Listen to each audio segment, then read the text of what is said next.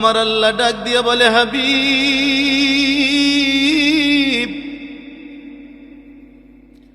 আপনি আসছেন আমার সাথে দিদার করতে, সময় লেগেছে 27 বছর।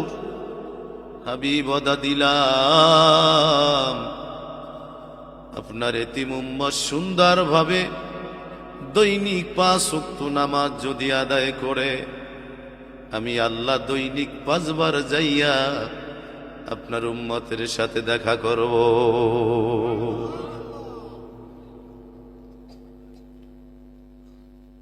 হযরত কাব ইবনে আহবার রাদিয়াল্লাহু তাআলা আনহু বলেন, আমি নিজে তাওরাত কিতাবে দেখেছি, আল্লাহ রাব্বুল আলামিন বলেন, জমানার পয়গম্বর মুসা কালিমুল্লাহকে, মুসা রে, আমি আমার বন্ধু আকায়ে নামদার তাজেদারে মদিনার উম্মতের জন্য 5 ওয়াক্ত নামাজ বরাদ্দ রেখেছি। কয়েকত 5 ওয়াক্ত নামাজ বরাদ্দ রেখেছি। এই 5 ওয়াক্ত নামাজ যদি সুন্দরভাবে আদায় করে,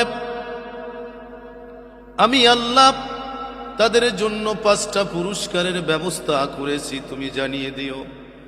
1 নম্বরে হলো, আমার বন্ধুর উম্মতেরা সুন্দর করিয়া যদি ফজরের নামাজ পড়ে, আমি আল্লাহ এই ফজরের নামাজের উসিলায় দিন এবং রাতের গুনাহ আমি আল্লাহ মাফ করে দিব।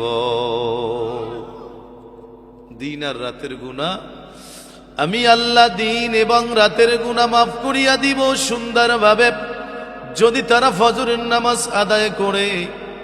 এরপরে আমি জোহর আর আসরের নামাজ যদি সুন্দরভাবে তারা আদায় করে, কিয়ামতের ময়দানে এই 2 ওয়াক্ত নামাজের উসিলায় 8টা জান্নাতের চাবি তাদের কাছে দিয়া দিব।